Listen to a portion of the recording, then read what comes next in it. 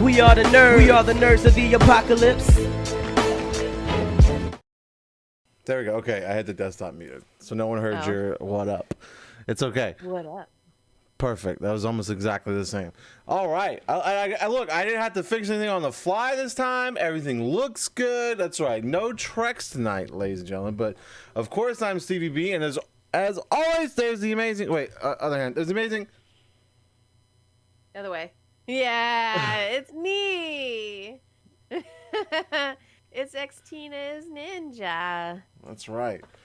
So no mentions of that phone company today, okay? So don't worry about that.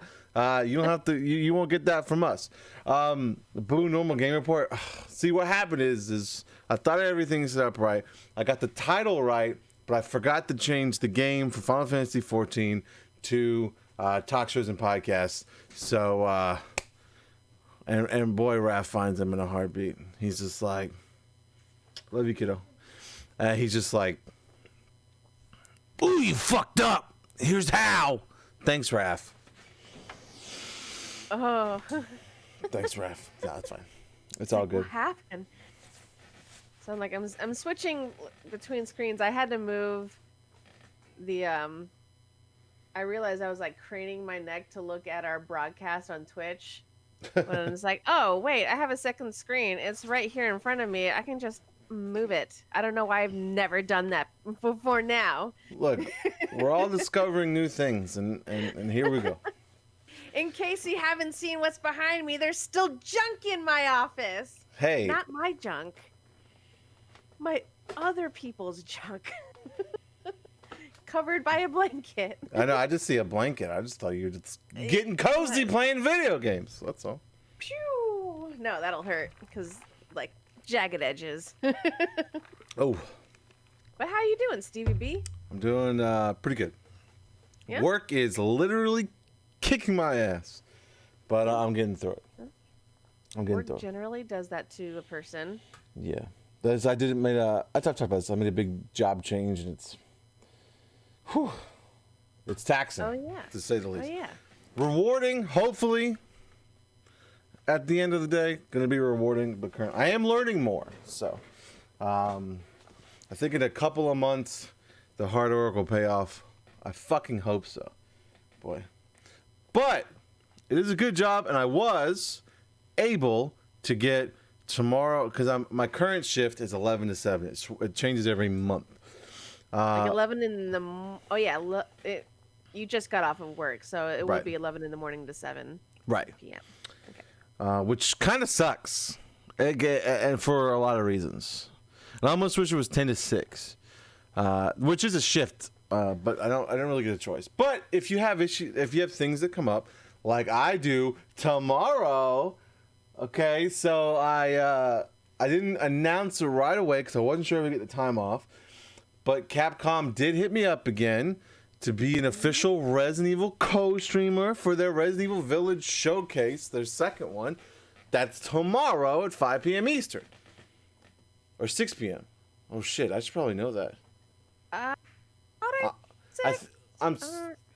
starting the stream at 5. The actual show's at 6. Yeah. So, that'll be fun. I'm very excited. I'm happy they hit me back up. Even though I think it's just like, hey, you're not a toxic personality, so here you go. But they must not have watched many of the notice. I'm just kidding. Be there or be Claire. Exactly, closer. Mm-hmm. Claire Redfield not featured in the game. Well, for what we know. All we know is her brother's there. All we know is Giant Lady got booty. Oh, boy. And Sam Neill... If anyone has seen the meme that's like floating around the internet right now, it's in Jurassic Park, Sam Neill just like kind of puts his body over the sick Triceratops, and he's just like his body expands or moves as it breathes. So like someone cut his body and like flipped it vertically and put it against her Lady D's butt. I love it. It was so good. It's so, like, it's gonna be hard to run away. I'm just gonna say that. but she looks genuinely terrifying at the same time. Yeah, for real. I already know, and we've discussed this so many times before on stream and off stream, that I will not play it, but I will live vicariously through other streamers, including you, Stevie. I'm so excited. I'm actually. I don't really want to have to buy it twice, but I got the collector's edition pre-ordered from GameStop, so it's gotta get because you're getting day one collector's edition. Fuck yeah! Well, it's the only way to get it. There's no other way to get. Look, don't judge. I can't get it. It's the only way to get it. You can't. I had to buy it right when they announce, otherwise they sell out. So fingers crossed, it's actually good. Hey, to be fair, it's a Resident Evil game, so never mind anyway. Yeah, I probably won't. I'm probably not gonna think it's shit regardless. So Yeah, I also I ordered a collector's edition that doesn't even have the fucking game with it. Oh, that's right, you did. I'm excited about that shit too. I'm excited about that. But it said second wave, so I'm just like, man, I'm probably not gonna get it on release day. I was hoping to stream it, just start the stream with the fucking helmet on. Oh yeah, that comes with the helmet. Fully wearable. I'm excited. Oh man. And I go ahead. Watch it not fit your head though. Why would you put that juju on me? Because I'm a terrible person. The fuck? No, it's like, right? It's like break a leg in theater. It's like, your helmet's not gonna fit. Ha! Killed my family. No, just kidding. Oh, whoa! That took a dark turn. Woo, we just were like, No, it's like, it's a critter joke. If any of you guys watch Critical Role, you would get it. I have been binging Critical Role on YouTube. it's good. Just campaign 2. Throughout, a few episodes here and there throughout 2020, when everyone had so much time on their hands. I didn't. I was still it sounds a bit jerky of me to say, but I still had my job, but so I still had stuff to do. That's not unfortunately. That's not jerky. Unfortunately, but so while everyone was catching up over 2020, I was at a slow crawl, and then for whatever reason, I'm binging it now, and I'm almost caught up, and my life is nothing but Critical Role right now, and I'm obsessed. It's Dungeons and Dragons. I can't get enough of it.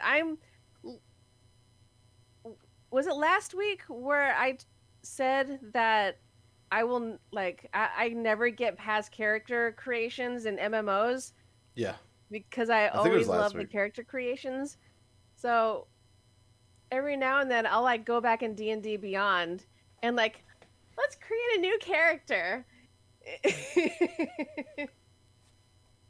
But Dungeons and Dragons, it's a game.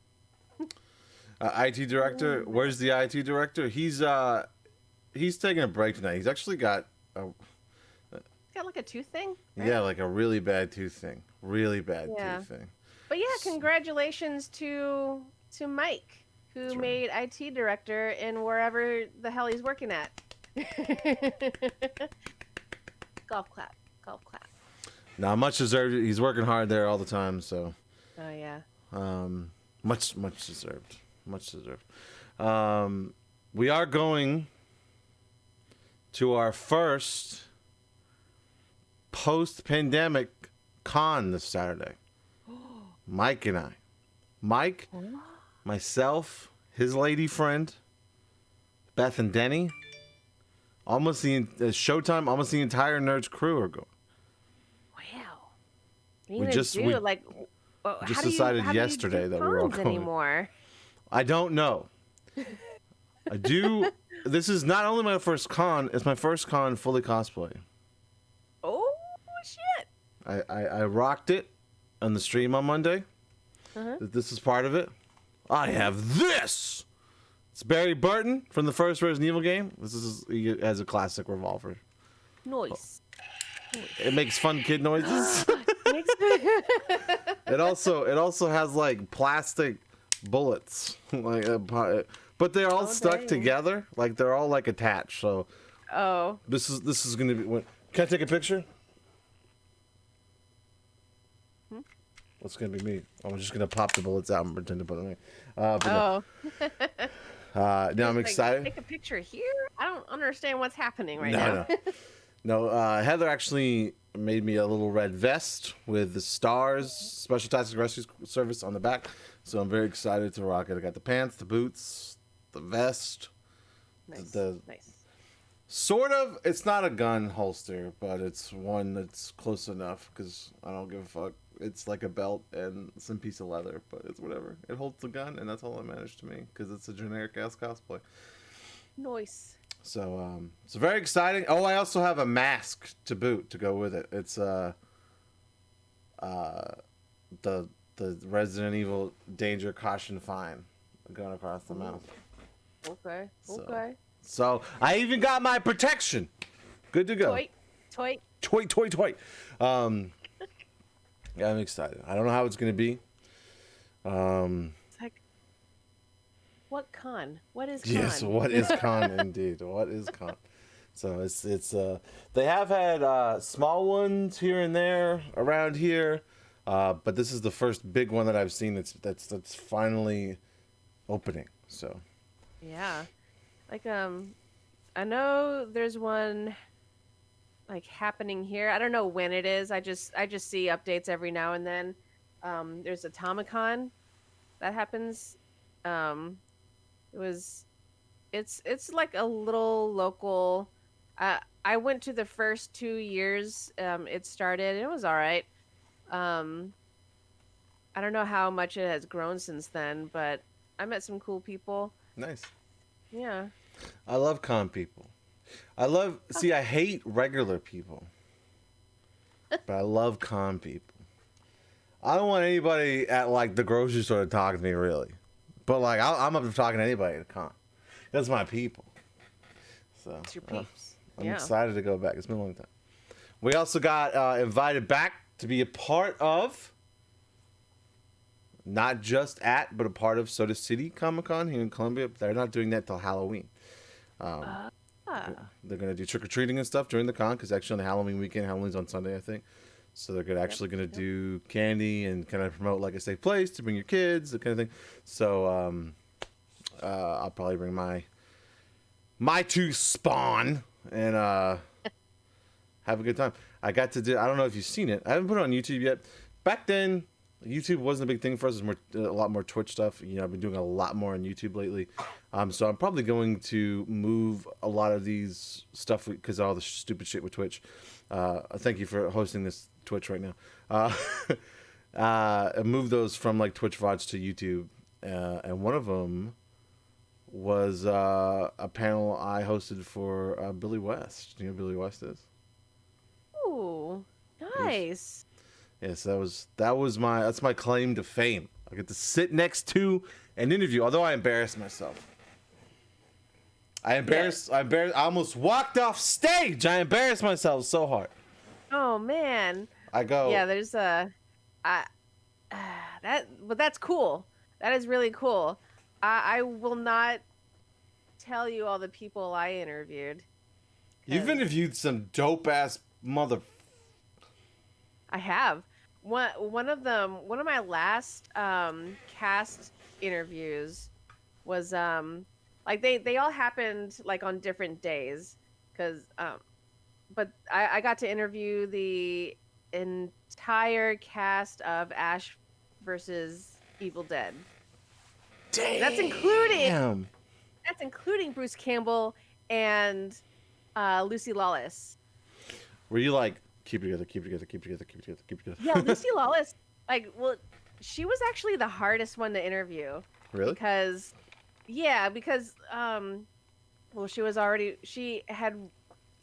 running late, first off, and it always throws off an interview when someone's running late. Um, and then especially the person you're Right. interviewing. And then I mean, there was I was trying very hard not to do Xena questions. And like just um It's hard Evil not to. Dead questions only, and like her character is like surrounded in spoiler information, so she couldn't tell me a whole lot, Right. and I was like, cool, cool, cool. I Cool. don't have any more questions because you can't tell me. You're like, and then anytime I would like try to probe her for like other stuff, like she gave very short answers, like, oh, come on. But It's like, so how about Xena? What's up? yeah, it's like, how about other stuff? Like, what are you? I don't have any more questions because it's very spoilerific, and they told me not to ask these questions. So, Damn. I mean, what do you do on your free time? It turned out really dope, but the new characters like in the Evil Dead universe were the most fun. Dina De Lorenzo, I think her name was, and the guy who played Pablo. Dope people. Nice. Yeah, and of course, like I got to interview Brian Fuller one day. Oh, that's cool as fuck. Yeah, yeah, and then who was the most famous? Ewan McGregor. What? Yeah, I forgot. I can't believe I forgot about that. I interviewed Ewan McGregor for Fargo. Hello there. Damn. Yeah, but I wouldn't It's be able cool. to keep it it together. was cool. I mean, Up. it was cool. I didn't lose my shit at all. Nope. Internally dies. Externally, died. what's up? What's up? What's up? Yeah, cool. What's up? Inside. But yeah, it was an FX. Yeah, it was FX interviews, and those are always you listen in on most of the interview, and you have to be really quick to like press a button to get your question in, because like there are other outlets in on the call. Oh, okay. I hate them. I hate those. Get out of here. This is my interview. I mean, cause like, yeah, but I did eventually get to, and it was like, it's like a lottery sometimes, and it was like literally the first time I was ever able to get a question in on FX interviews. But Stars, they did most of my interviews was on with Stars series, and they treated me so nice. They gave me stuff. I got I love to stuff. have one-on-one interviews with all the nice people. It was great. It's where Yeah. you ever watch Outlander? That is no. My wife loves that show. I don't like it. I tried. I don't like it. Heather loves it. And to be fair, Yeah. I enjoy the show too. Although I will say, episode 8, season 1. Woo, buddy. Rough or just rough. like it wasn't bad. The episode was just rough because of its context and what happens in it. And it puts anything that happens in Game of Thrones to absolute shame. I think I know exactly what you're talking about, because like I've never watched the show. Like I watched the first episode and I didn't go any farther than that, but I know exactly what you're talking about because I've heard it from other people. And woof. She knew it was coming too, and I just been spent the last few episodes just like making fun of it, just kind of like fucking around with Watcher, just like being like clowning it. And then she's just like, "You'll see." And then And then we're watching it, and I'm just like staring at it in silence. And she's like, "I fucking told you, you son of a bitch." Oh, you know what else? What? You know what else? What? I got to meet Peter Capaldi. Doctor Who. What? Well, that's why I didn't want to say anything, but I also wanted to say stuff. no, it's fine. No, it's totally fine. No, I don't mind. I don't mind. This is fun. I actually didn't know that. Yeah. It wasn't an actual like a formal interview, but I literally just ran. My friend Brittany and I like literally just ran into him during New York Comic Con, and we just like chatted it up. Oh wow, that's dope. Mm-hmm. And she knows how to do all the things, and I'm just like there along the ride, like riding on her coattails because she knows. She's just like a social butterfly, and I just live through her. It's perfect. Whenever that happens, but to bring it back to like game relevance, I also met Troy Baker. Is there anyone you haven't met? I don't know. Troy Baker. That's Oh yeah, and sitting next to him was the other dope dude who's in every single game. Whose name is escaping me right now because I'm so dumb. Nolan North? Yeah, Nolan North. Yup, that guy. I mean, all you needed was Jessica Hale, and you would have had the fucking trifecta of video game actors. That's true. Like she wasn't around when I met Nolan and Troy, but she was like in the area, but not when I saw them. And Candyman. I met Candyman. Nice. He didn't kill me, obviously. That's good. It was dope. All right, but what's happening? What games are being released this week? Let's see. You want to take it? You take it. Let's go ahead. Okay. I don't know any of these. I don't know most Here of them we either. go. Demon Skin coming out yesterday for the PC, April 13th. Forgotten Fields came out on the PC today, April 14th. Tasomachi, Behind the Twilight, came out on the PC also today, April 14th. Ashwalkers, PC, April 15th. God's Strike, PC, Nintendo Switch for April 15th. Shadow Man Remastered for the PC in April 15th. Saga. I don't know why. It's like every time I see it like formatted like this, I was like, Saga? The hell is that? Saga Frontier Remastered for the PC, PS4, Nintendo Switch, iOS, and Android. Coming tomorrow, April 15th. So fuck Xbox, I guess. Rude. I mean... Saga. Yeah, fuck that. All right. So listen, before we get into the news, I just want to make sure everybody knows that if you're watching on YouTube, you can actually check this show out live every Wednesday at 9:30 p.m. Eastern. We sit here and talk to Video Games Live. You can join in the conversations like Closer and Raph and Xtina, English is right there, and Arwen have all done. You can do too. We're live here every Wednesday at 9:30 p.m. Eastern ish. Who knows what happens? Sometimes it's a little. I mean, to be fair, ever since I joined this whole outfit, it's always been 9:40 p.m. ish, 9:40 ish. We start gathering at 9:30. That's true. But the stream is rolling for you. If you want to talk shit in the chat, you can. It's just fucking silence. I told him he needs to have some kind of like music going or something, but he never does it. Ras says, I mean, to be fair, didn't Xbox say that the Japanese games for 20 years ago? I think he's talking about Saga. No. And you know what?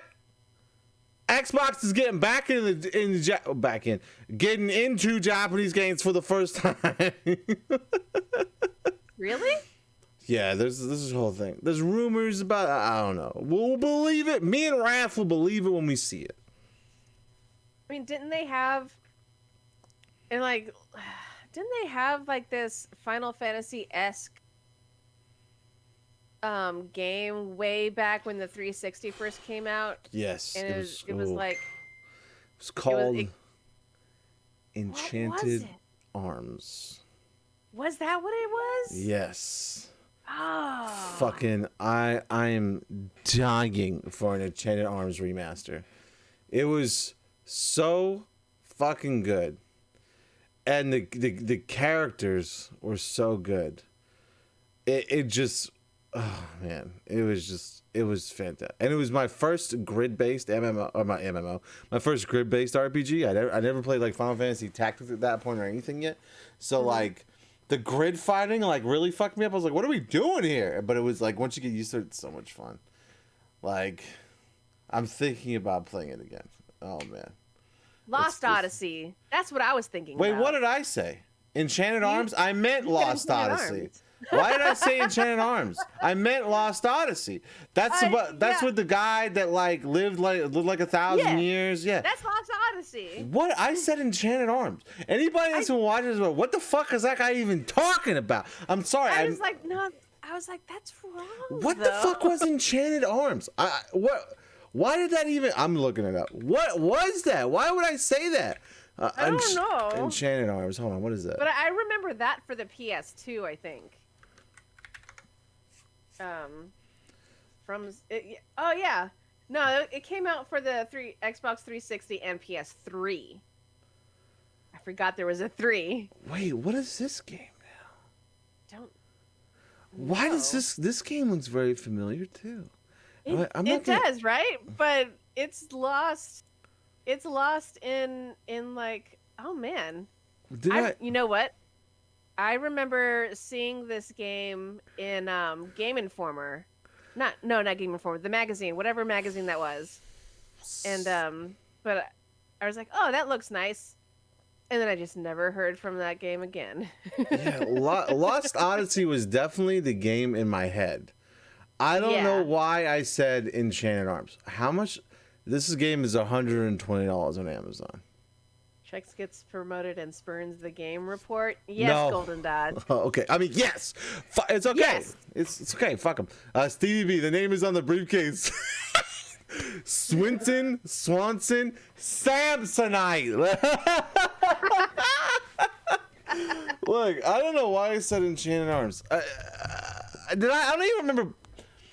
Lost Odyssey was the grid-based game, right? Like it had grid fighting, right? Like this is definitely the game I played. I'm looking at screenshots now. This is definitely the game I played. No, it looks like turn-based, but I honestly couldn't tell you because back when it came out, no one played that game. I think these games are both combined in my head. I think they're the same fucking game, but they're not. Like Lost Odyssey had the stories, right? Wasn't Lost Odyssey was full of like different Japanese writers writing the different lives of this guy because he was so old, he lived so many different lives, right? Like, yes.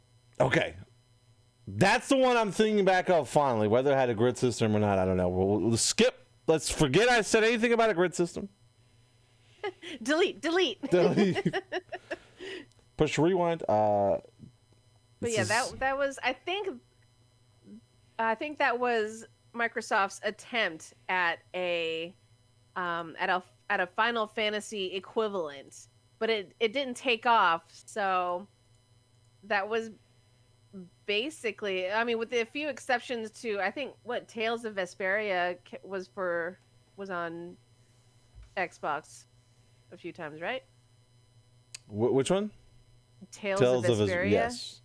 Yeah, but yes. like in general, in my point of view, Lost Odyssey was probably like the last huge Xbox exclusive JRPG that they tried their hand at. Yeah, well, Enchanted Arms looks like whack compared to. I'm gonna have to turn. Odyssey, it looks whack. It looks totally whack. I'm gonna have to turn both these games on and. Welcome to the 90s, my friend. That's right. It's a whack attack. Yo. Oh, Man, I boy. have to turn both these games on. I'm pretty sure I have save. I know for a fact that I own Last Odyssey. I don't know if I own Enchanted Arms. I might own Enchanted Arms too. I'm upset now, and this is gonna bother me for a while. Check Discord, because after the stream, I'll find what I have, take a picture of it, and put it in Discord. I might have traded in Enchanted Arms. Oh man, I forgot they also had Last Remnant. Oh, for the Xbox Last Remnant. 360 and Yeah. PS3. I think Xbox is slowly trying. They've got a little thing working out with Square Enix. I'm not sure what it is, because it's like they're hot and they're cold. They're yes and they're no. They're in and they're out. They're up and they're down. Because Final Fantasy games, different ones, keep coming and going to Game Pass. I think right now Final Fantasy 12. I don't know if 8 is still on there. Maybe 8 left. I know 12 is on there for sure right now. 13 also was on the Xbox. That's also on PS3 at the same time. And even back then, I got Final Fantasy 13 on PS3 because it didn't feel right playing a Final Fantasy game on the Xbox. Let's be fair. Yeah. To be fair. To be fair. You know what? Forget what I said about Lost Odyssey being the last game, like the last JRPG that they did. They also had Star Ocean that came out 2 years later. See? And See, Residence of Raph? Fate. And Resonance of Fate. Infinite Discovery was 2018. The Last Story 2011. So I don't know what the fuck I'm talking about. Why am I even on the show? I don't know. Because you're still smarter than me and Trex combined. Also, because 13 on 360 came on like it did. Because back then, right, like PS3 were using Blu-rays and fucking Xbox is still using DVDs. Last Story, that's a Wii game. That's also an Xbox game, Raph. They can't be both. They're allowed to be both. All right. Oh no, he's right. It was a Wii game. Fuck. Never mind. Fuck that game. No, just kidding. Yeah. that shovelware game. Nintendo, if you were thinking about sponsoring, I was just kidding. All I say right. what I want. Fair. All right, so do you want to talk about the disappointment when it comes to Deathloop? Okay, announced earlier today on Twitter. I almost said Twitch. Announced earlier last week on Twitter. It only just showed up on the stupid algorithm for me. So Deathloop got delayed again. It's in a delay loop. So Deathloop came out with a statement saying, "We've made the decision to delay the launch of Deathloop to September 14th, 2021. We're committed to quality and preserving our team's ambitions for Deathloop while ensuring the health and safety of everyone at Arcane. We'll be using this extra time to accomplish our goal, create a fun, stylish, and mind-bending player experience. We apologize for the extended wait, and thank you all for your passion and excitement." You know what? I'm over, but I'm not over with these game delays. So we can all understand that 2020 was a fucking shit show. Right. And like we all know, what happens when a game comes out too early? And it is known. This is the way. But yeah, Deathloop got pushed back to September 14th. So I understand. I will stay calm about it. I'm not gonna be one of those gamers who just who just will say all the negative things. You're thinking them though. I can feel it. I am thinking it. You know who you are. Arcane. No. I personally would like. I just don't want to hear about a fucking game unless it's like 3 months from launch. Like, just don't even fucking announce it. Don't tease me with it. Don't do shit. Just 3 months. Let me know. I had 3 months to prep. That's what I like about Village. That shit was announced like a couple months ago, and then like, oh, it's coming out in May. And I'm like, fuck yeah, fuck yeah. Yeah. I mean, I like that too. They should adopt more and more as the internet grows, you learn about the filming and pre-production of movies, but you don't. And sometimes you start seeing promos way early before the movie is finished. Suicide Squad. But games should adopt back in the good old days when we would just get 3 months a notification ahead of time. And you're just. I'm sorry. Just. I realized that it was going over my name, and now I'm trying to fix it. Okay, I'm sorry. I'm sorry. I'm just watching the chat box. Okay, there you go. I fixed it. I realized it was going over my name, and I was like, wait, people can't even read that. Okay, it's fixed. I thought I had everything set up right. I guess I was wrong. But now it's good. The chat box is just like, what? This is flying everywhere. Here's the deal. We all know that my name's more important. I'm just kidding. I'm kidding. Apparently. But yeah, 3 months away. Start the promos. Don't tell us. Let us be surprised. Let us be happy gamers, not grumpy gamers. No one likes a grumpy gamer. Dad says 3 months plus a year or 5 is how it seems to be anywhere. I know, right? Raph says, I don't want to hear about a game unless it's 3 months away. Thinks about the article I just read about Fable and Perfect Dark. Okay, so first off, that infers that my opinion, right, that I'm the one that decided to announce those games at that time, and so my opinion is going against what you read in that article.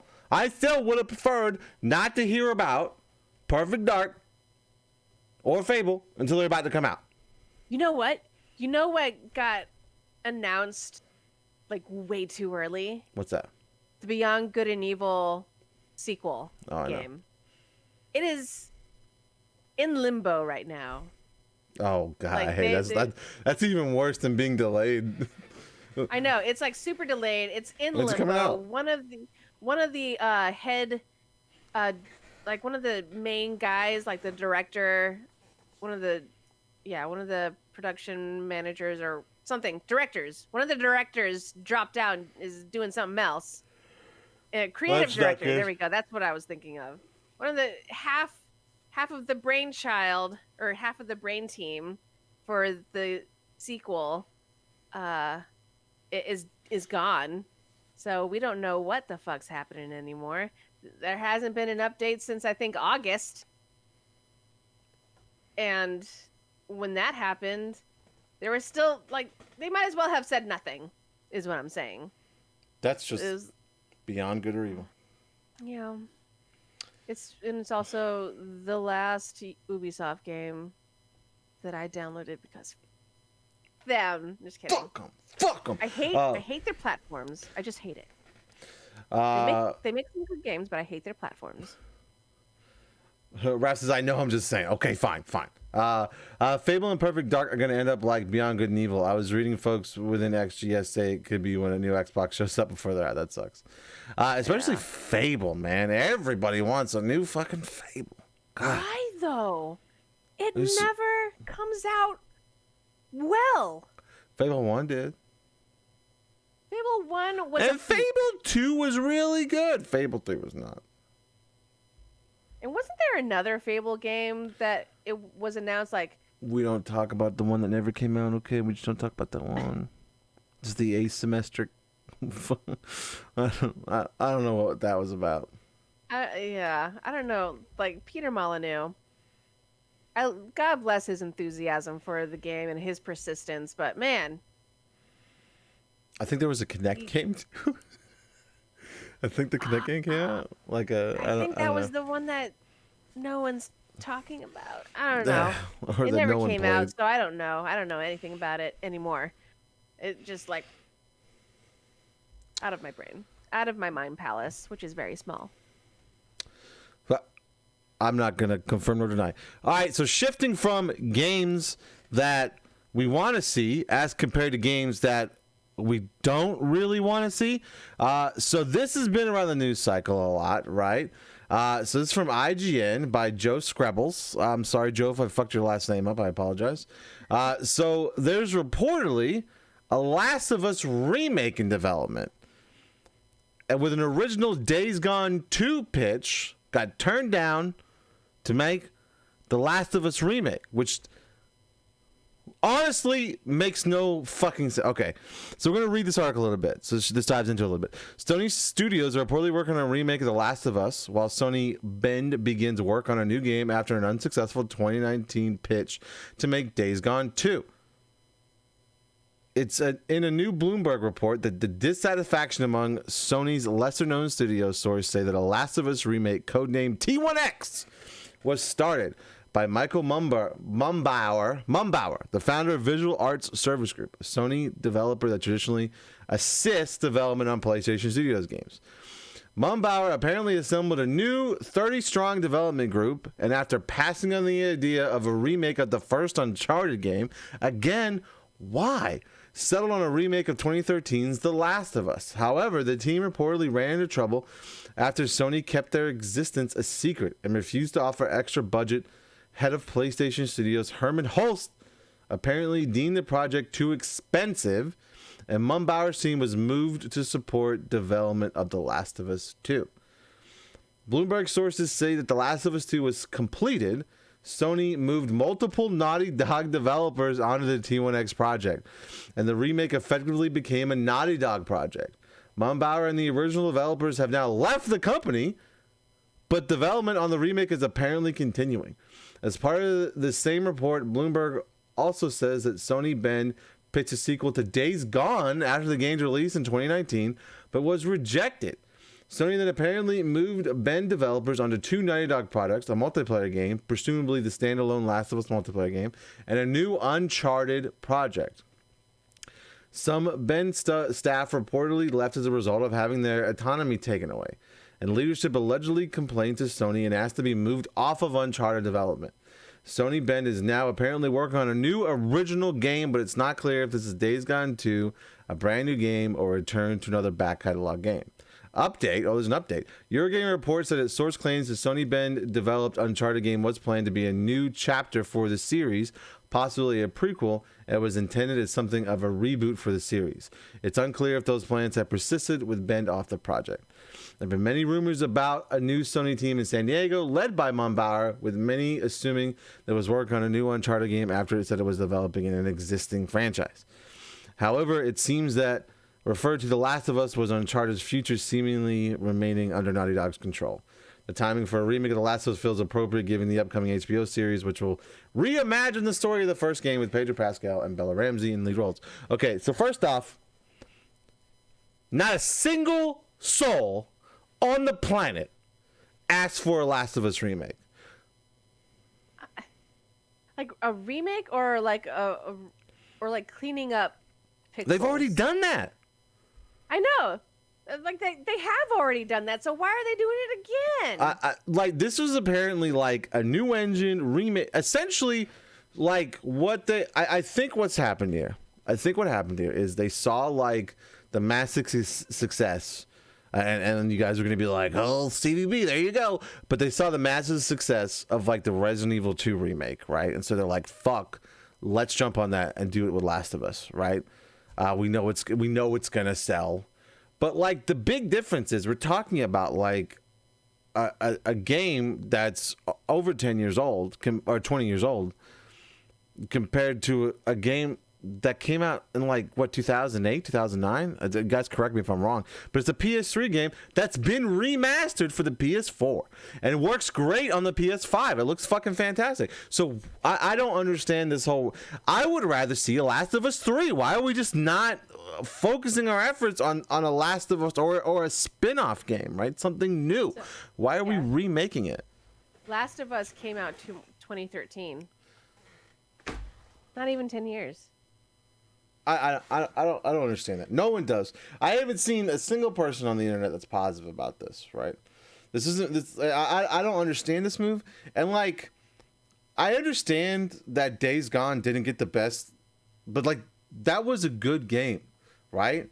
And people shit on it, because it wasn't like a 10 out of 10. Because it followed what I think it followed God of War, right? And God of War was like gaming perfection, right? And so it was never going to be as good as fucking God of War, but it like stop it, man. It's a new franchise. Let's make some more. Let's make them good. Some of the best games come from our sequels.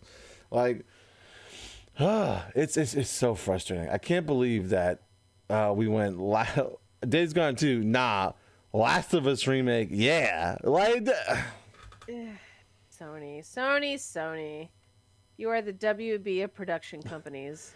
it just doesn't make any sense. Like the Uncharted remake almost makes sense because that's a little bit older, but it still doesn't make that much sense because Uncharted plays great. Uncharted to me is still like and current gen shit.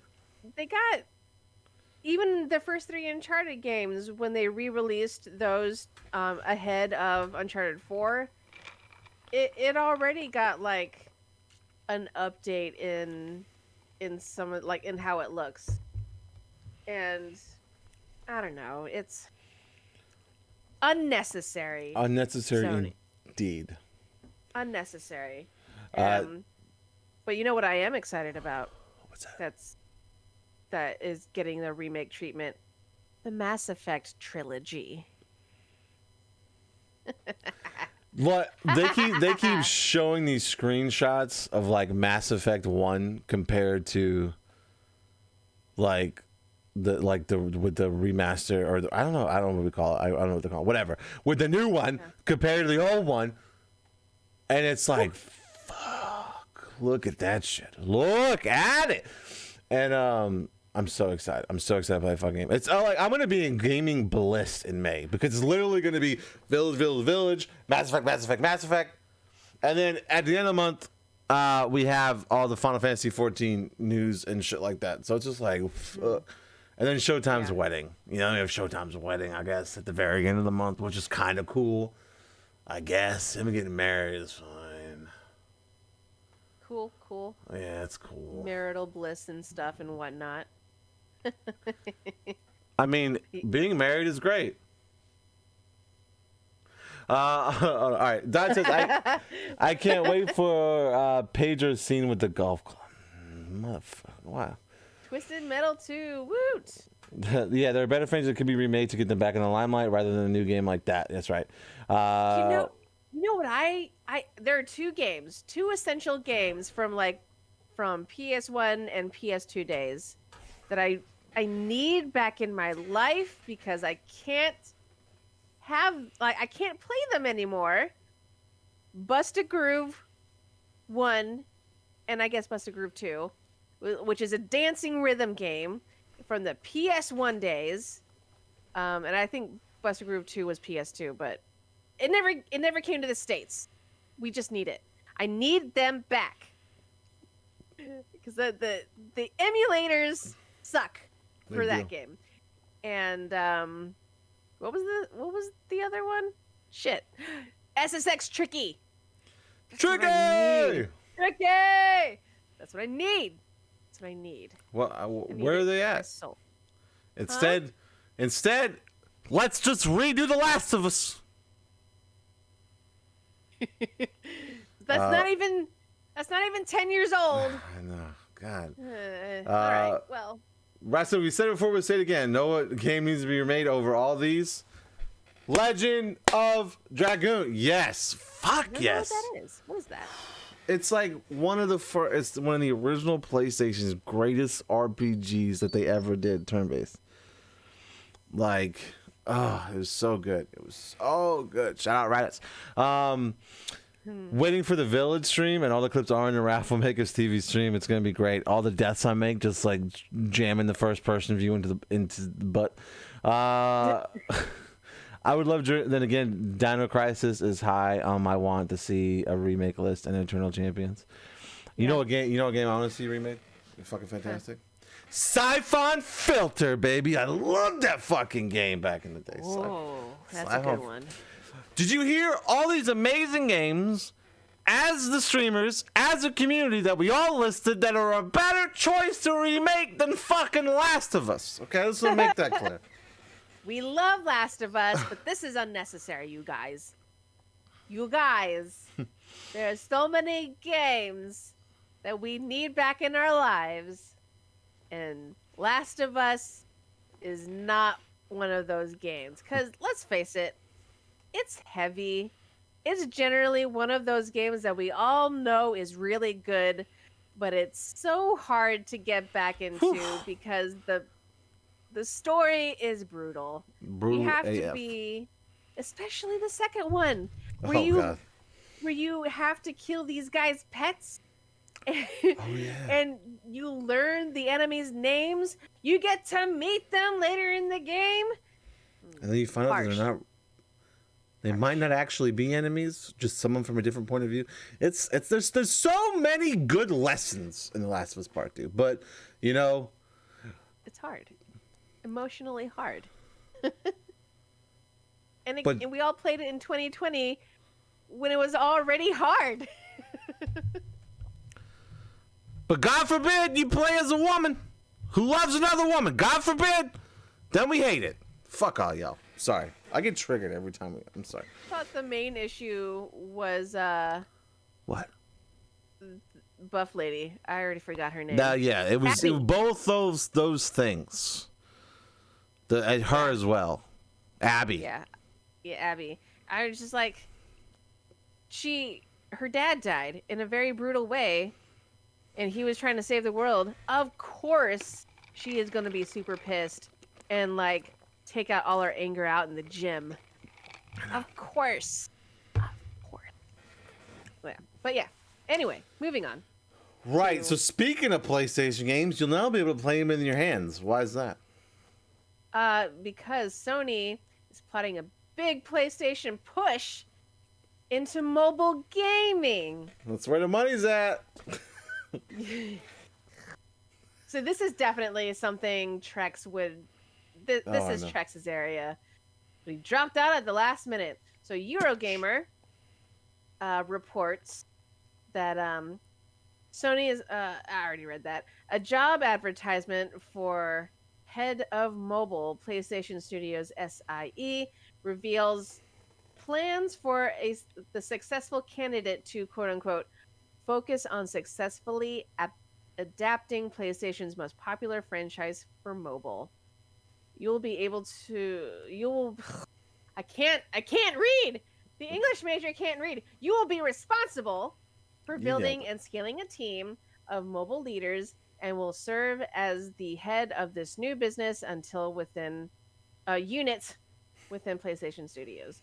So what should we expect? Well, PlayStation most popular franchises include Naughty Dog's Uncharted, Last of Us series, Polyphony's Gran Turismo, Sony Santa Monica's God of War, Insomniac's Ratchet and Clank. Perhaps we'll see mobile interactions as a result of this new push. But don't hold your breath, though. The job ad says a roadmap will need to be developed for a 3 to 5 year time frame. So I can't hold my breath that long. So we got time. But instead of making their own mobile console again, PS Vita, they're going to utilize technology and pushing it to devices that we already own. So I don't know. I don't play mobile games unless, it's Nintendo. I play Pokemon Go constantly. That's pretty much it. Yeah. But, if either one of us was Trex, this would definitely be his area. Something for he the plays. Samsung Galaxy Notepad. Oh, my God. I don't even know what my phone is. It's a Samsung. It functions. Well, Rat says I play gotchas. Yeah, me too. I do play a couple of gotchas. Rafches. Yeah, I play not too many though. I used to play them all the time. I don't have that much time anymore. Yes. So we could see. I mean, they're already. They're already. You already have the ability. The technology is there. It's there. But I think they want to take that technology and make it their own. I don't know. Maybe we'll see again the popular PS Vita games that came out, and no one probably bought because hardly anyone had the PS Vita.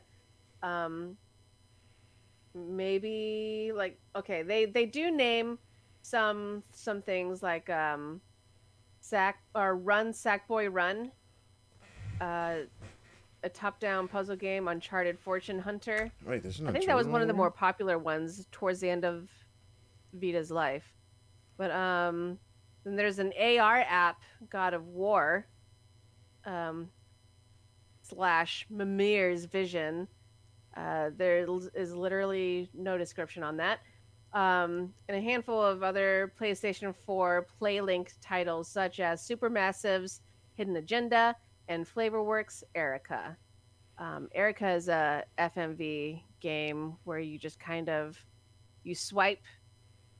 It's already a game where you use your phone as the controller, and like you swipe or like do stuff on your phone to control the game. So it's Uncharted Fortune Hunters right here. Mm-hmm. Oh, Yeah. it's already a thing on your phone. I haven't got it yet, but the light is shining. Yeah, it's right there. Uncharted Fortune. Yeah. So I mean, just like I don't know. We'll see. In 3 to 5 years. That's right. But yeah, they want to get into that mobile gaming biz. Who doesn't? Because it seems to be growing and growing. It fucking prints money. If Trex is any indicator that there's something there. That's true. That's a good point. Yeah. Good point. Nintendo's been trying to do it. Nintendo swings and misses though. Sometimes it's good, sometimes it's not. Nintendo has a weird approach to it. Yeah. A frustrating approach to mobile gaming. They just need to unclench, I think. Unclench their butt cheeks? Yes. Just loosen it up a little bit. Whoa! Speaking about being loose with your money, this is not a very good segue. Over at Gematsu, am I saying that right? Gematsu, I don't know. I'm saying it's that word. Sony Group Corporation invests another $200 million in Epic Games. Epic Games has completed $1 billion round of funding that will allow the company to support future growth opportunities, including an additional $200 million strategic investment from Sony Group Corporation. The investment builds on the already close relationship between the two companies and reinforces their shared mission to advance the state-of-the-art in technology, entertainment, and socially connected online services. That's a quote from Epic Games. Sony Group Corporation previously invested $250 million in Epic Games back in July 2020. To acquire a minority stake in the company. Other investment partners include, there's a bunch of people here, right? A bunch of names none of us know. Let's be fair. We are grateful to our new and existing investors who support our vision for Epic and the metaverse. What's the metaverse, you ask, right? Epic Games CEO and founder Tim Sweeney said in a statement, their investment will help accelerate our work around building connected social experiences in Fortnite, Rocket League, and Fall Guys, while empowering game developers and creators with Unreal Engine, Epic Online Services, and the Epic Games Store. Sony Group Corporation Chairman, President, and CEO Kenichiro Yoshida added, Epic continues to deliver revolutionary experiences through an array of cutting-edge technologies that support creators in gaming and across the digital entertainment industry. We are excited to strengthen our collaboration to bring new entertainment experiences to people around the world. I strongly believe that this aligns with our purpose to fill the world with emotion through the power of creativity and technology. Hi, me watching on YouTube, Bonnie watching on YouTube. Oh, it's like, man, this is meta as fuck right now, Aaron. say it wrong till someone gets offended. No. Boy, they're putting a lot of money in. That's $500 million. Yeah. Yes, that is. But this, I mean, it's a good indicator that Epic Games is like becoming a really good contender for Steam. Like as far as big games go. I mean, not so much the indie market, but maybe one day Epic Games will dip their toes into that too. And I don't know, what do you think? It sounds like Sony and Epic Games want to really match what Steam has going on.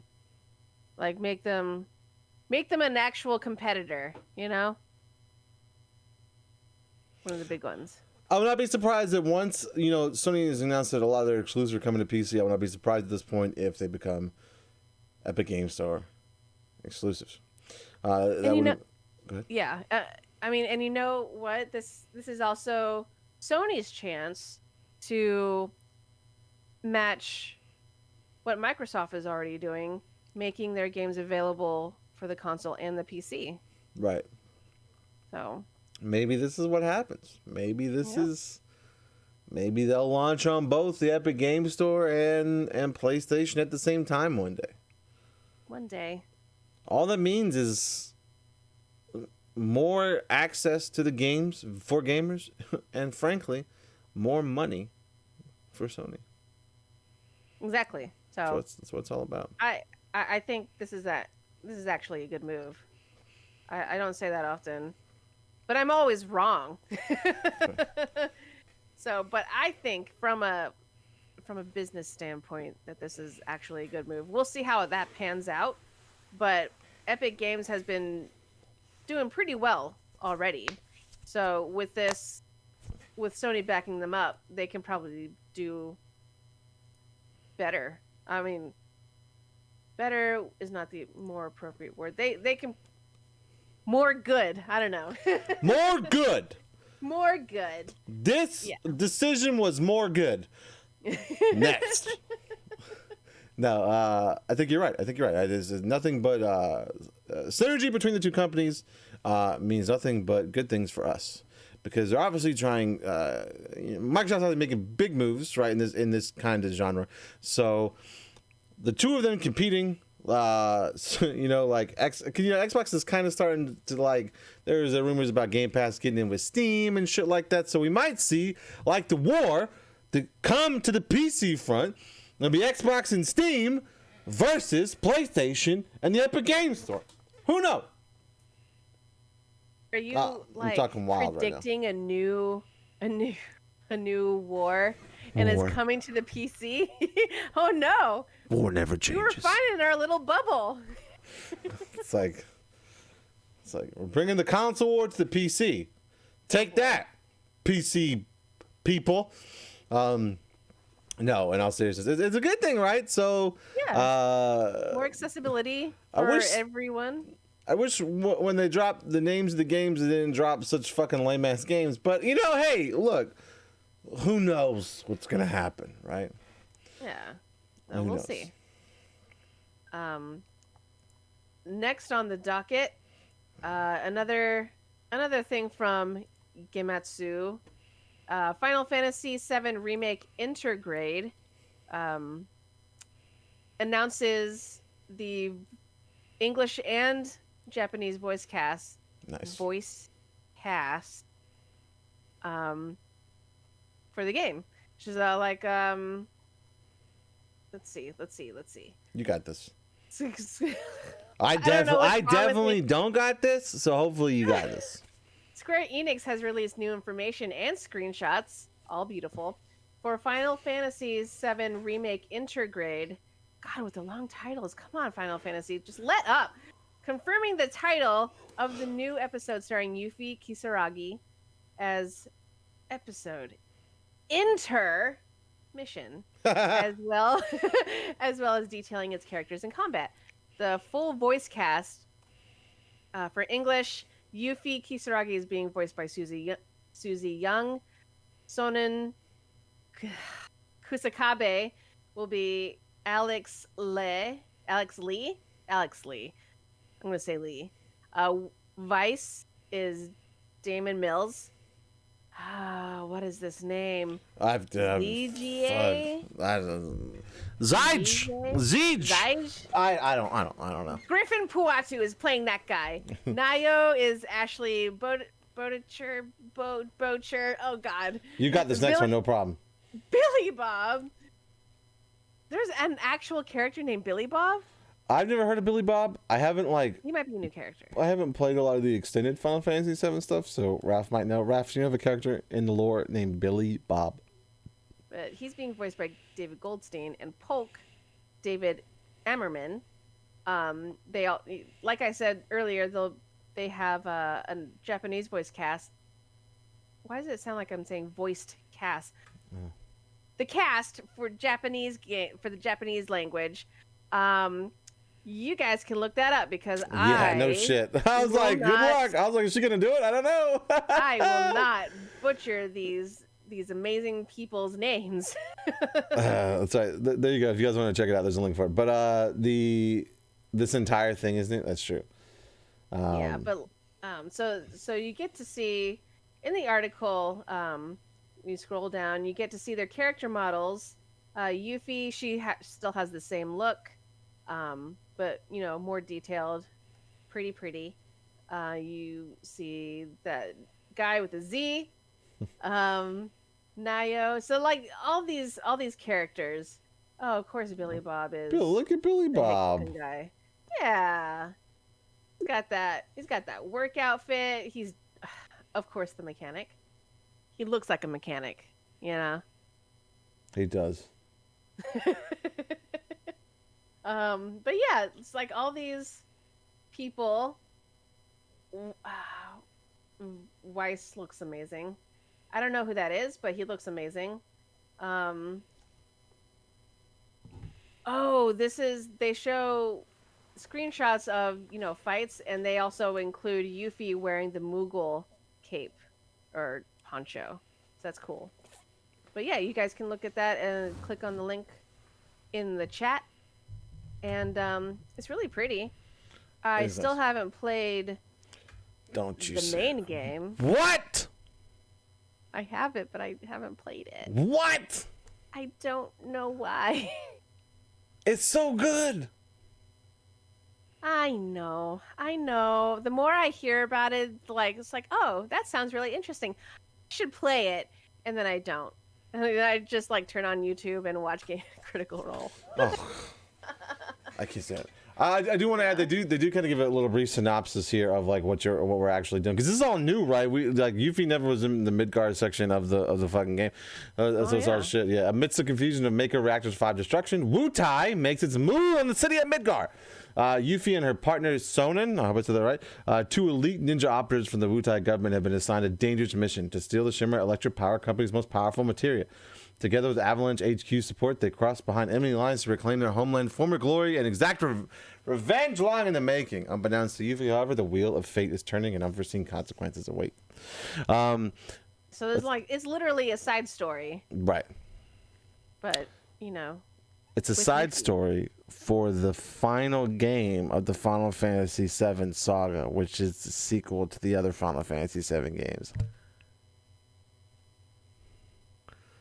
Yep. I love. No, it's just there's a huge. You have to play the game. I don't want to spoil it for you, but you have to play the game. There's a huge debate on whether or not this game was a sequel or a remake, or both. What? He's probably. Oh yeah. So the guy you said looks the coolest. He's actually a super lame character from another series that people are really mad that he's even here. That they're even mentioning him. So how he gets interwoven in the story will be really interesting. That's what Raph's talking about. Super lame. Weiss, right? The people are not fans of him being in this. I don't know why. I'll be honest. I didn't play that game that he was in originally, the original game. But I also think that he looks cool enough, right? But like, Yeah. I don't know. People are like, He "What the looks like an fuck anime is he character. doing?" It looks Yeah. like an anime character. So the description, like they, along with these character model reveals, they have like brief character descriptions. And Weiss, he's known as Weiss the Immaculate. He is the sadistic ruler of Shinra's top secret underground research center, Deep Ground. Fearing his overwhelming strength, Shinra's scientists have restrained him to a throne deep within the confines of the facility. There, under inhumane conditions, he bides his time, waiting to exact his revenge. There is so much going on in Yeah. Final Fantasy VII. Yeah. It's There, wild. and it's part of the reason why I've steered away from most. I have steered away and not steered away from Final Fantasy games because No, I get it. it's so convoluted. There's so much going on. 7 But- is fine up until the final act, and it just goes fucking off the rails. Like, That's what I heard. That's what I heard. It's so chill and normal, and you're doing this and you're doing that and you're doing, and like it's very linear. Like people shit on 13 for being linear, but 7 is absolutely as linear as 13 is, which I don't It was a understand. breath of fresh air when Final Fantasy was linear. At Yes. least the first section of the game, and then you got kicked out of the sphere, and you're trapped in an open world where you can have the option to fight a colossus that's as big as a mountain. Takes days to defeat it. Days. Days. Isn't in Final Fantasy 15 like there's like actual real-time days that you can defeat one of the monsters in there? No, that's not for me. Nobody got time. No thanks. Ain't nobody Piss got off. the time to play real time or like to try and fight a real time monster. No, anybody got enough time for that? Piss Nobody. Hashtag for Grand Pulse, indeed. All right, so we're all excited to play Final Fantasy VII Remake Intergrade. I'm actually debating on just buying the PS5 version of this and calling it a day, but I don't know. I mean, you get the free upgrade of the PS4 version, but I was like, maybe it'd be nice to have it to the collection. I don't know yet. I haven't decided yet, but we'll see. All right. You're gonna get the PS5 version. We all know it. You're right. Xtina, that's what the death ring is for. Wow. All right. So I think the next thing we're going to talk about can only be talked about by you. Speaking of mobile things. Yeah. Speaking of mobile things, let me pull it up. Also by Gametsu. Did you just troll Gametsu's? No, Raph did. Oh, And Raph I did. just pulled his articles. Thanks, Raph. Okay. So this next one, Perfect World Games announces Persona 5 mobile game code name X. That's the actual title. Code name X. Perfect World Games has announced code name X, the first mobile entry in a famous Japanese console game series that has sold over 10 million copies worldwide. That'd be Whoa. Persona 5. Oh, right. The series is unnamed at the moment, but given the aesthetic, music, and the file names for the game's artwork being P5, the series in question is Persona / Persona 5 specifically. Update the binary code that appears in the trailer, also translate to Persona 5X. Update 2. Perfect World Games has confirmed Codename X is based on the Persona series. Codename X follows the tone of the original game and uses next-gen technology to enhance the original renders and create a realistic Japanese metropolis. Here are 2 Chinese character descriptions. I can't read Chinese, so there it is. No? Yeah, watch the announcement. So there's an announcement trailer. I'll shoot you guys a link so you can kind of see. They did release an announcement trailer. There is an announcement trailer. So you guys check that out there. But for you Persona fans, you got Persona at your fingertips now. True. It's true.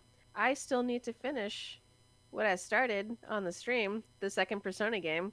But yes, is something I'm probably looking forward to.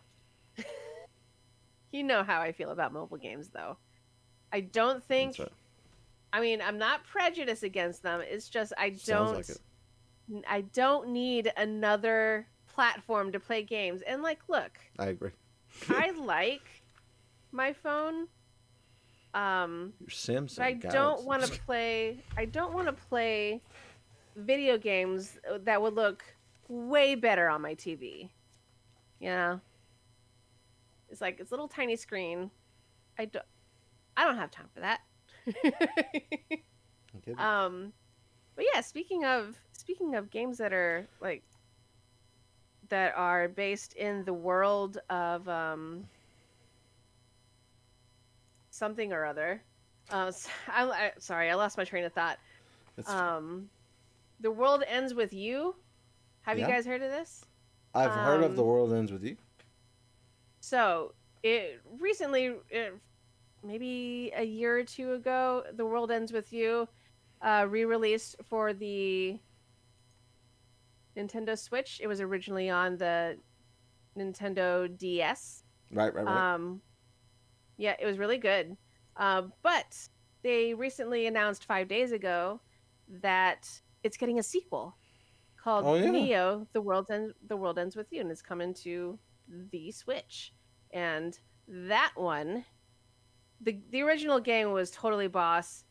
It's got good music. It's got that graffiti style. And it's also by Square Enix. But it's like you get to follow new characters and maybe meet old ones. Oh snap! But yeah, you'll definitely see some old ones from the previous game. But maybe the hero of the last game. We don't know. It's a mystery. You know how Square Enix does.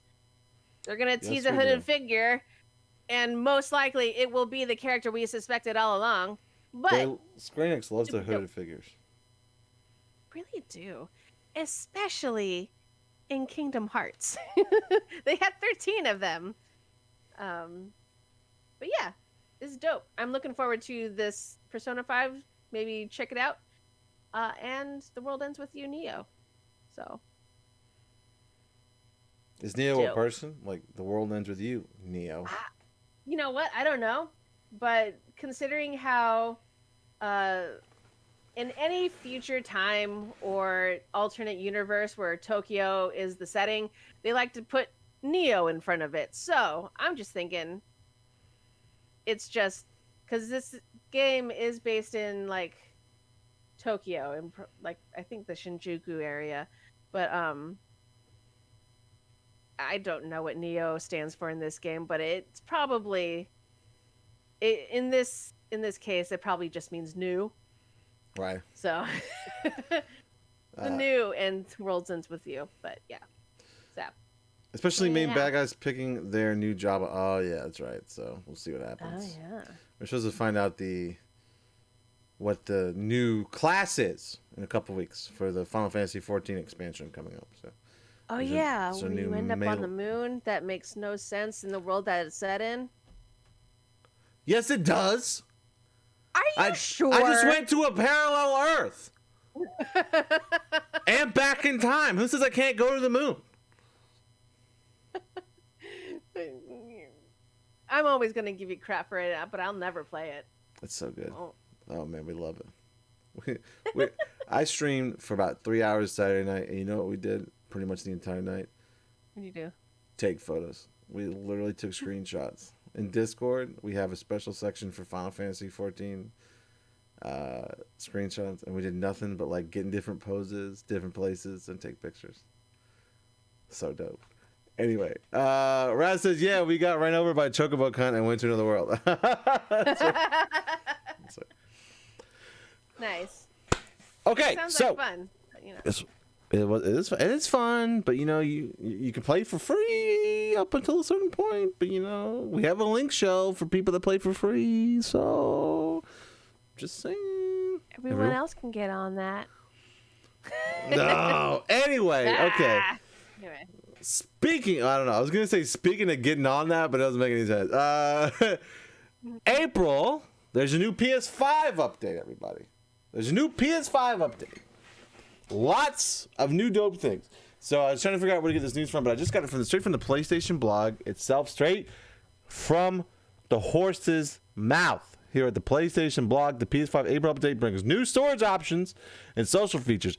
To be fair, storage options that should have been there when we fucking launched this console. Anyway, the first major system software update for the PS5 console is rolling out globally tomorrow, which is today. So if you have a PS5, if you're lucky enough to get one. And it's packed with new features and improvements. Our team is passionate about enhancing your experience on PlayStation in every possible way. So here's a glimpse at what's coming for PS5, PS4, and PlayStation app. PS5 storage expansion and management. Store PS5 games and compatible external USB drives. Fucking finally. I can't believe you couldn't do this before. With this feature, you can now transfer your PS5 games to USB extended storage from your console's internal storage. You can't play them off of it, but you can transfer them to it. One, avoiding, like, if you have like a limited amount of download that you can do, you can just transfer your game between the two sections. And two, it's a lot faster than having to download it. It's a great way to extend the storage capabilities of your PS5 console, and you can seamlessly copy your PS5 games back to the console's internal storage when you're ready to play. It's faster to reinstall PS5 games from USB extended storage than to re-download or copy them from disk. Yeah, look, CCTV is smart sometimes. Yeah. But yeah. sometimes. Yeah, and just like you may want to buy a separate USB extended storage because you will have to format it. Oh, yeah. Oh, that's right. Yes. Whatever you get, make sure you got it exclusively for your PS5 and PS4. I think it works for PS4 as well. I think I just moved them. Because PS5 games are designed to take advantage of the console's ultra high-speed SSD, PS5 titles can't be played from USB extended storage. PS5 titles also can't be directly downloaded to USB external extended storage. You have to download them. That's fucking weird. However, games that you transfer a copy back to internal storage will automatically update when applicable. Sorry. In addition, you can select which game modes you want to install, such as campaign and multiplayer. For select titles to support the option. And man, I don't think they have it listed, but there's also like only specific types of USBs that you can use, right? So yeah, you have to have super speed USB 5 gigabytes or later, 250 gigabyte minimum, 8 terabyte maximum. Not all devices are guaranteed to work. You cannot connect drive through a USB hub. That's a given. I don't know why you would try. 2 or more USB extended storage drives can't be connected at the same time. You can connect multiple USB drives to console, but you can only use one at a time.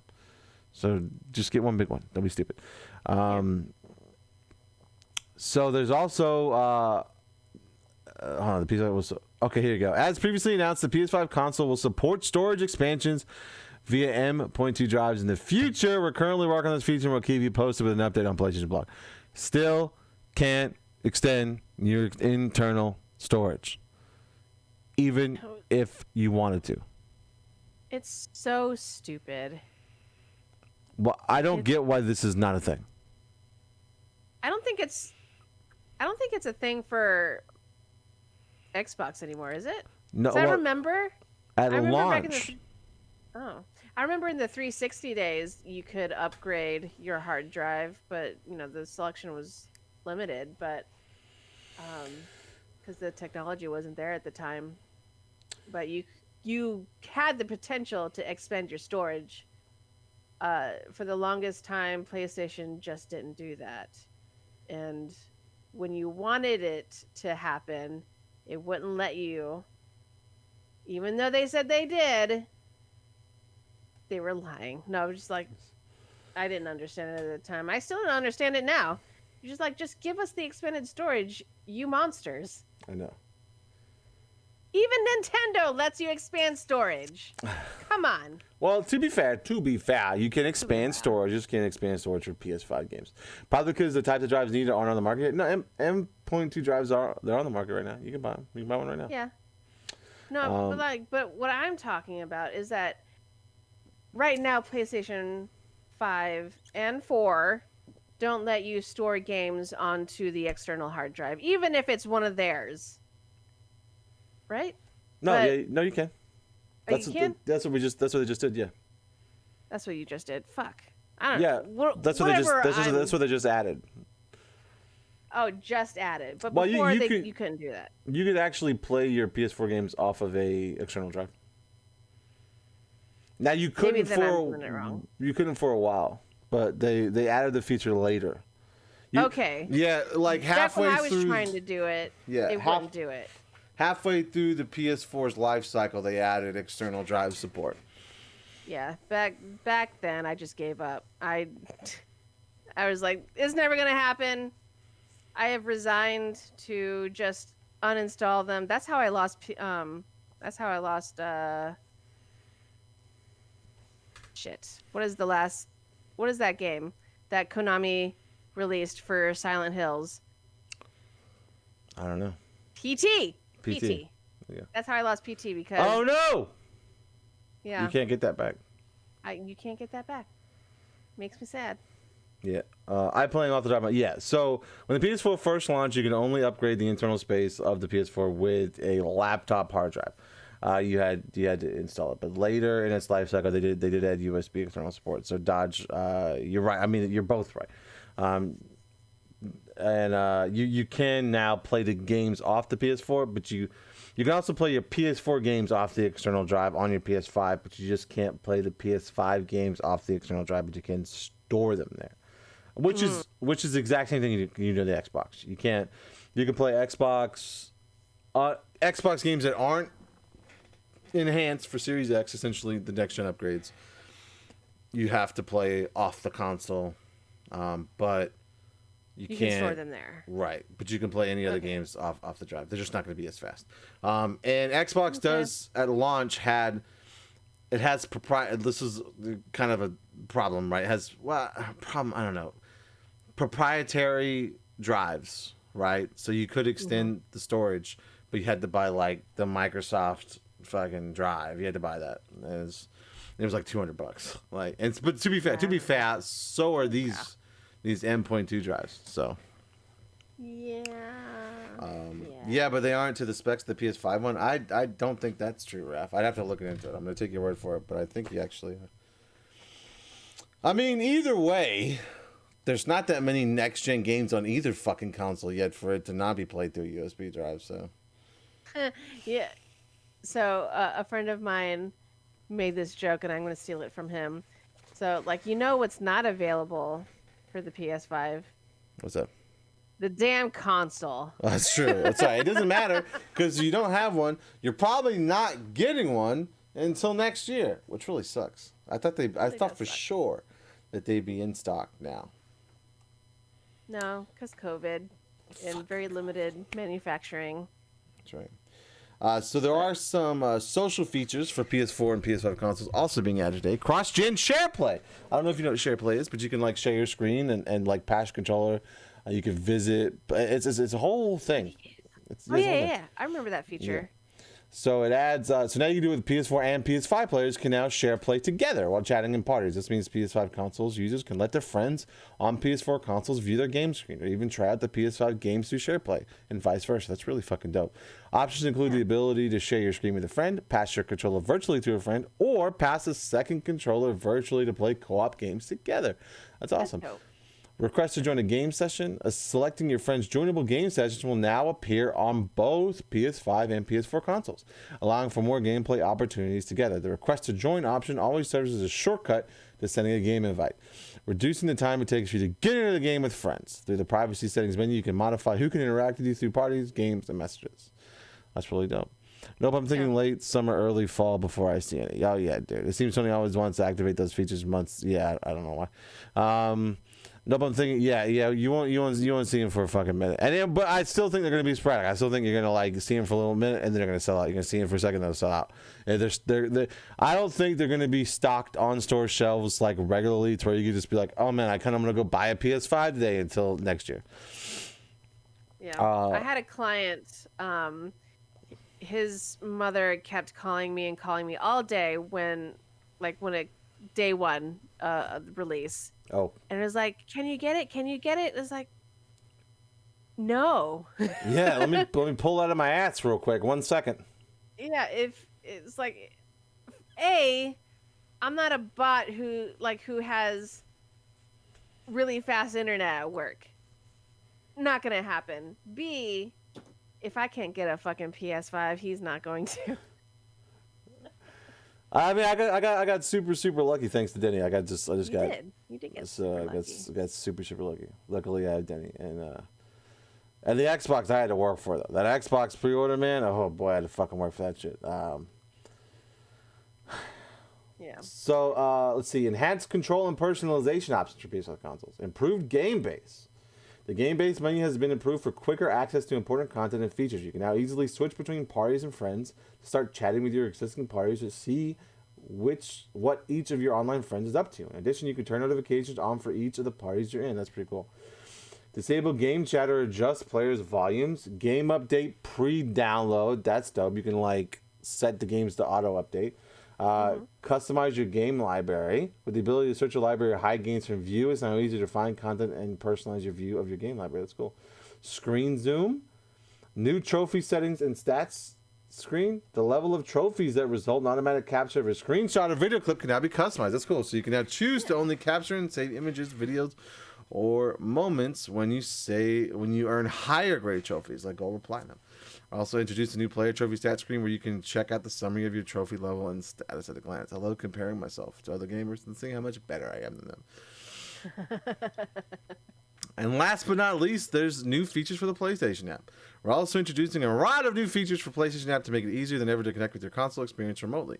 Recently, we introduced the ability to save products in a wish list, get notifications when your friends are online, and change your console online status. In the coming weeks, we're rolling out even more, including the ability to join a multiplayer session on the PS5 from the app. Manage your PS5 console storage, compare trophy collection with friends, and sort and filter products shown in the PlayStation Store. You can download PlayStation app for free, Google Play, and the App Store.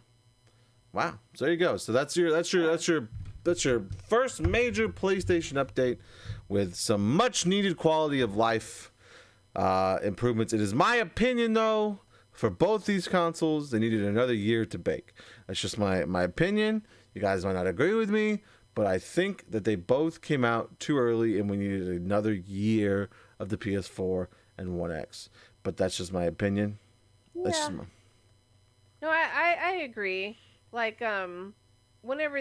all of this was happening, when all of 2020 was happening, it was like, why are you guys releasing it now? Why? But you know what? It's up to them. No one could have thought it would last as long as it did. That's true. And, once you pull the trigger, you can't, there's no turning back essentially. That's right. It's it's locked in, you can't really do anything about it. But you know what? They're doing really well for the people that have been able to get them. They made money. Definitely. But they should have made more, but they did not predict 2020. So I get it, but it's unfortunate, but whatever. They need one more year. At least. They needed to have more games. But you know what? I think that always happens whenever these consoles get released. There are not enough games. Whatever. Well, there you go. Right. Wait, hold on. The thing is, no console means no sales and no huge earning reports for Xbox or something. That's true. Secret call between Jim and Phil. Jim, should we launch consoles this year? Phil, stimulus checks. There you go. They knew those stimulus checks were coming. They know these motherfuckers would be spending money on gaming consoles. They'll be stimulating the gaming world, and sure they did. Everybody did. Not everybody, but a lot of people did. I will say that if you're a gamer, you at least use your stimulus check for, at the bare minimum, one Steam game. At least one Steam game. And then you just save the rest for that summer sale. That sweet summer sale. Oh my God. Thanks, Gabe. Thanks, Gabe. That's my new thing. Thanks, Gabe. Thanks, Gabe. All right, so there you go. There's a game report tonight, everybody. Thanks for hanging out with us. We had a good time. We did miss new IT director Trex. Wasn't here tonight because he's busy. No, he wasn't. He's not feeling well. He's got a bad toothache. He's not But feeling well. we missed him. We did make a Samsung reference just for him. For him. That's right. And he missed the mobile talk, which sucks, but it's fine. He'll be okay. He'll more than likely be back next week. More than likely, yeah. He's floating too. Yeah. Because there's only 2 of us, and not a whole lot of stuff this week, really. Rap Francis finished MSQ. I might turn the stream back on. I'm gonna check with Heather, see what she's doing, and then if she's not doing fuck all, then I might jump back on. Yes. What's MSQ? It is the main story quest of Final Fantasy XIV. There was a big patch that came out Tuesday, and with most major patches, they continue the story a little bit, and it's fucking wild right now. It always is right before a new expansion comes out. And so, like, I jumped on it immediately, and because it's normally about 3 to 5 hours of gameplay added. And I almost finished it, but I didn't. So, I came really close to the end, though. So maybe I'll see what Heather's doing, and I'll turn the stream back on. And I'll just slowly turn it back on. I'll make a little notification just because I won't, do everything on Facebook and all that shit. But, so yeah. Friday, we're going to be playing that. We're going to be playing some Final Fantasy XIV. Not as late, though, because we're going to the con on Saturday. So. Oh, yeah. You said that earlier in the stream. Right, and we did not pre-buy tickets like some fucking idiots because we just decided. Oh, no, you weren't. Yeah, I was talking to them about going, and then we decided to go. And then I went to go buy my ticket today when I got off work, and pre-ticket sales ended at 6 p.m. today, and I went to buy one at about 7:45. Oh no! Yeah, it was so now I get to wait in the line. So I have to go even earlier. Sweet. Tomorrow is the stream I'll be back for. Well, I don't think anything's gonna be live tomorrow. Dodge. No pre-bought tickets, fucking idiots. Raph, thank you. Look, I know. We're all a bunch of fucking idiots, okay? That's fine. You can go that right. Anyway, so we'll be playing some more 14 on Friday. I'm not exactly sure what we're doing. I mean, the plan was to do the near raid, but I'm not going to be caught up in time, so we'll figure something out. Don't you worry. Fam. And then, of course, tomorrow, more importantly, I hope you're all here at 5-ish, depending on as long as I get off work, okay? We're going to be streaming the Resident Evil showcase, man. Official Resident Evil co-streamers right here. They even give me a little thing to put on the stream and everything. Oh, look at Mr. Important here. I mean, I guess. They kind of give it to a lot of people, but it makes me feel good. Yeah. You get to say that, hey, I have a Resident Evil exclusive stream. I got a badge. Someone at work was like, they pay you for that? I go, no, fuck off. I mean, maybe they'll give me a review copy. Probably not. That'd be dope. But that would be cool. I would enjoy that. But yeah, so we got that tomorrow, about 5 p.m. Eastern, and then we got some Final Fantasy action happening Friday night, and then that's it. I'll probably go live. Ari's trying to stream some stuff from Jiu-Jitsu on Saturday. And I was also going to go live at the con for a little while on my fucking iPhone 7.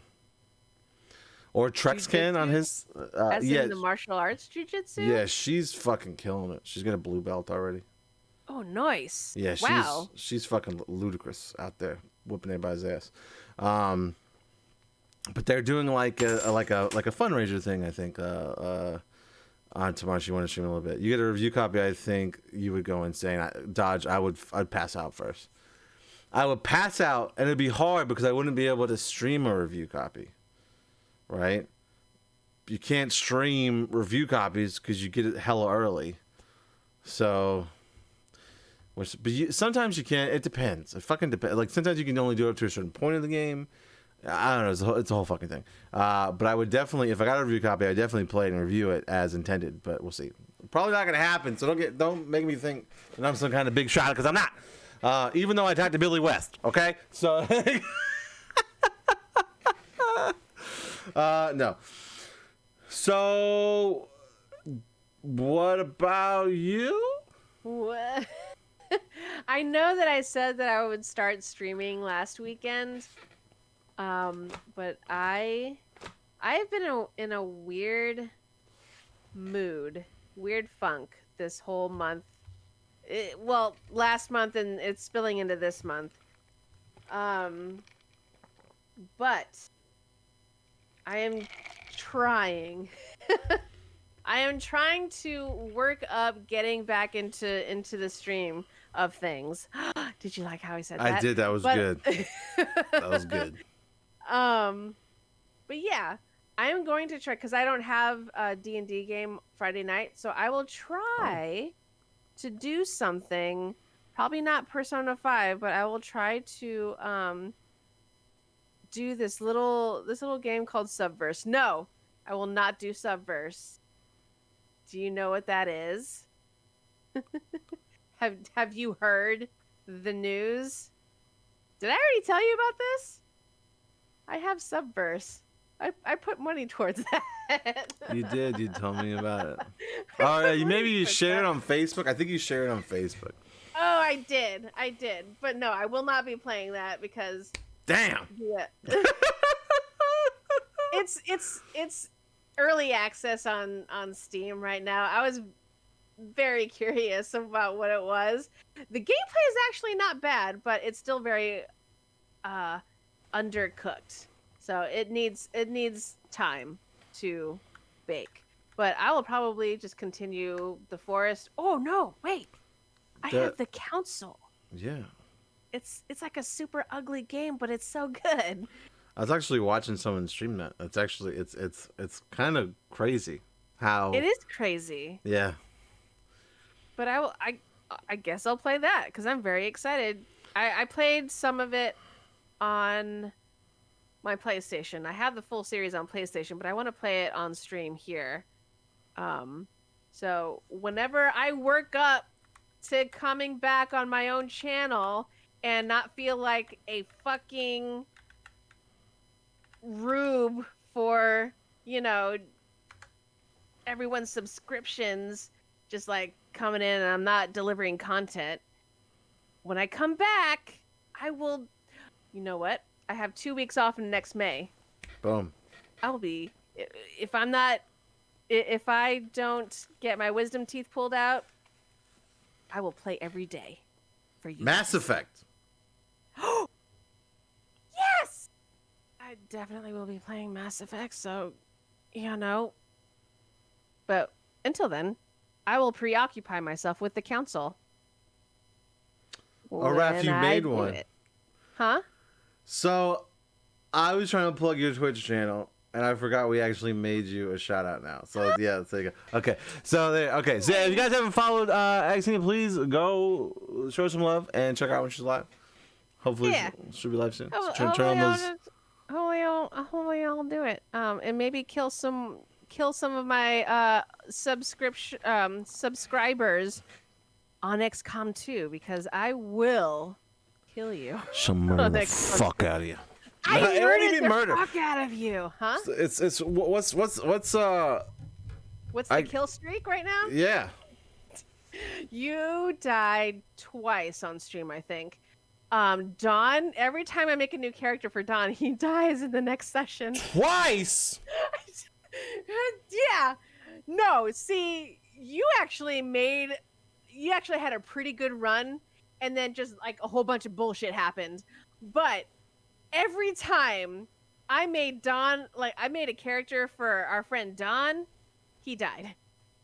He had really good stats. He had Rest in peace, Don. I put time for giving him the dopest look, and then he died. So he's got like Don Jr. the Third or something like that. Wow.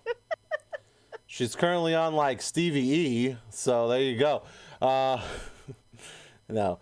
All right, so you go. So give her a little follows. little follows, and then on all the social, she's at Xtina's Ninja everywhere. So, So like, yeah, give me the follows. Don't subscribe just yet, not until you see what I can do. go subscribe. Do it just to fuck with it. It's good so man.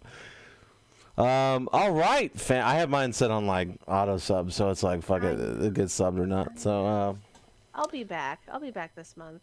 you'll be back soon. You'll see. Back to the stream. Okay. We gotta close this out. You're right. We gotta go. Okay, so yeah, thanks for hanging out, and don't forget to watch on YouTube. We're live every Wednesday, 9:30 p.m. Eastern, talking all the video games. You can do it on the chat, just like all these people did, just like Dodge did, just like Rap Prime did, just like Arwen did. And so I forgot your name. I'm just reading off what I can see on the list here. So yeah, everyone else, you join in and have some fun and talk some shit, and we have a good time. We're equal opportunity haters. We hate the PC, we hate the Xbox, we hate the Nintendo, we hate the PlayStation, we hate them all. Just kidding. So yeah, We love and hate. yes, we love them all, and we hate them all. It was the best of times. It was the worst. The worst of times. That's like Pure love. that's what people that's when they watch this stream. That's what they think. It was the best of streams. It was the worst of streams. No. All right. So thanks everybody for hanging out. I will maybe go Dodge. See, I got something nice set up. Thank you for the bit, Dodge. I appreciate it. Dodge was trying to get that scream. I don't have that scream set up here. Okay. Aw. Thank you, Dodge. So I might be live in a few minutes, finishing up the MSQ. I don't know. Please don't hold it against me if I'm not. I have no idea what Heather's doing in their room. But check on her. And then if she's fucking asleep, she might be asleep. If she's asleep, we'll come right back. So yeah, check it out. I'm, of course, Stevie B, and that is... Xtina's Ninja. Xtina. And we're just I'm part... dope. That's right. And dope as fuck. And we're just part of Nerds of the Apocalypse. And we're out. We'll see you guys next week with some more video game news.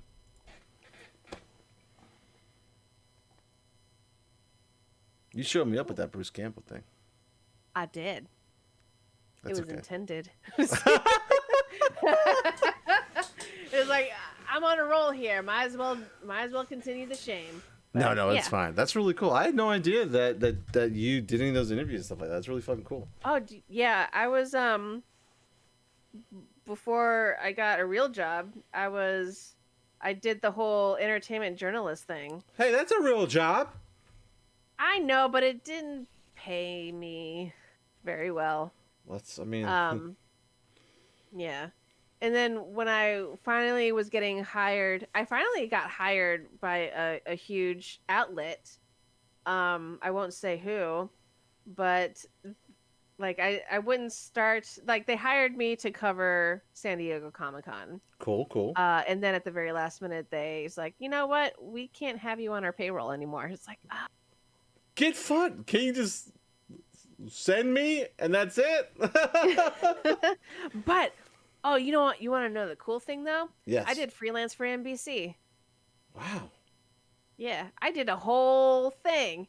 It was taxable. No, just kidding. I love taxable They gave me a lot of money for just doing a blog post. Nothing wrong with Holy that. shit. I know. It was like, that's how much people get paid? Holy shit. Why am I not on this regular? But I was working for my parents at the time, so it was like a whole part-time thing. But yeah, NBC, they hired me for a gig at to cover one interview for a TNT show, I think it was. And what was it? I can't even remember the name because it didn't last it didn't last after one season. But they hired me at New York Comic Con to cover interviews and make a blog post on their site. And just like they paid me like $500. Oh shit. Yeah. Yeah, right? Damn. It's like, wow. But, under the new, because they were based in California, if I had continued to do that, I would have fallen under that bullshit law that they have right now. But yeah, it was cool. It was dope as fuck. And I when I was an entertainment journalist, I got to meet dope people. It was awesome. I literally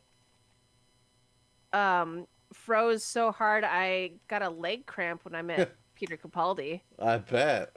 It was bad. I was like, I had to sit out for like half an hour. I was like, oh God, why does this hurt? But yeah, it was awesome. It was a neat chapter in my life. Now you got us. And now I got yeah. Good night, everyone. We love you. Yeah, night.